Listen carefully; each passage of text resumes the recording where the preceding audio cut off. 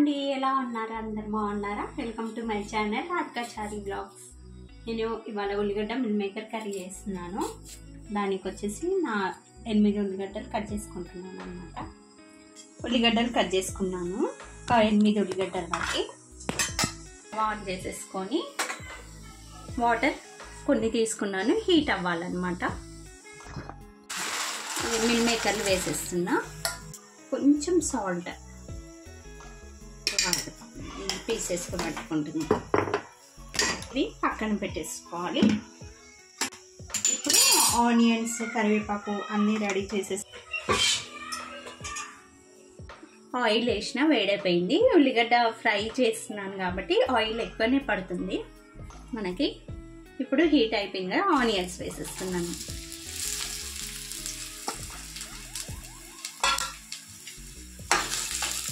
మంచిగా సిమ్లో ఇట్లా మీడియం ఫ్లేమ్లో పెట్టుకొని మంచిగా ఫ్రై అవ్వనివ్వాలి.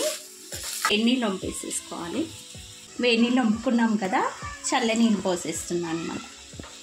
ఎందుకంటే మనం ఇందులో నుండి నానిపోయినాయి, మనకి కాలుతుంది కాబట్టి చెయ్యి ఇలా స్క్వీజ్ చేసేసి పక్కన పెట్టేసుకోవాలి. ఇలా వాటర్ సపరేట్ చేసేసి స్క్వీజ్ చేసేసి పక్కన పెట్టుకోవాలి. ఇంకా ఇలా చేసి పెట్టేసుకున్నాను. చూడండి, ఆనియన్స్ కూడా ఇలా లైట్గా ఫ్రై అయ్యాక ఇప్పుడు ginger garlic paste, 1/2 teaspoon పసుపు, కరివేపాకు ఎప్పుడైనా సరే ఇలా తుంచి వేసుకుంటే దాని ఫ్లేవర్ అనేది మంచిగా బాగుంటుంది. ఇప్పుడు మిక్స్ చేసేసుకోవాలి. అల్లం వెల్లిగడ్డ పేస్ట్ వేస్తున్నాం కదా, ఒక 2 మినిట్స్ ఇలా ఫ్రై అయ్యాక మెత్తగా అయినాయి చూడండి మిల్ మేకర్లు. వేడి నీళ్ళలో వేస్తే ఇవి వేసేయాలి. మంచి కలుపుకొని ఇది సైడ్ డిష్గా అయినా బాగుంటుంది, మామూలుగా మనం కలుపుకొని తినడానికి కూడా బాగుంటుంది. పిల్లలు అయితే ఇష్టంతో అయితే తింటారు. కారం మీకు టేస్ట్ని బట్టి వేసేసుకోవచ్చు. నేను మామూలుగా 2 స్పూన్స్ వరకే వేస్తున్నాను. దీంతో ధనియాల పొడి 1 టీ స్పూన్, ఇప్పుడు జీలకర్ర పొడి 1/2 teaspoon, 1/2 teaspoon masala, garam masala. ఇప్పుడు మంచిగా మిక్స్ చేసేసుకోవాలి.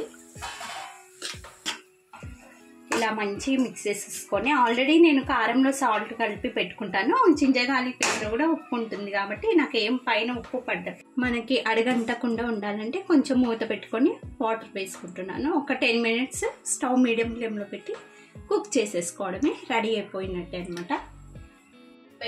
చూసేయండి, వేడి మిల్ మేకర్ కర్రీ సూపర్గా ఉంటుంది. ఫైనల్గా కొత్తిమీర వేసేసుకోవాలి. అంతే, రెడీ అయిపోయినట్టు. చాలా ఈజీ ప్రాసెస్, త్వరగా అయిపోతుంది. రైస్లోకి, చపాతీకి, దేనికైనా బాగుంటుంది అన్నమాట. కర్రీ రెడీ అయిపోయింది, చాలా బాగుంటుంది. ట్రై చేయండి. వెజిటేబుల్స్ లేనప్పుడు ఈ కర్రీ చేసుకుంటే చపాతీకైనా రైస్కైనా సూపర్గా ఉంటుంది. ఈ రెసిపీ మీకు నచ్చిందని అనుకుంటున్నాను. నచ్చితే లైక్ చేయండి, షేర్ చేయండి, సబ్స్క్రైబ్ చేసుకోవడం మాత్రం మర్చిపోకండి. బాయ్.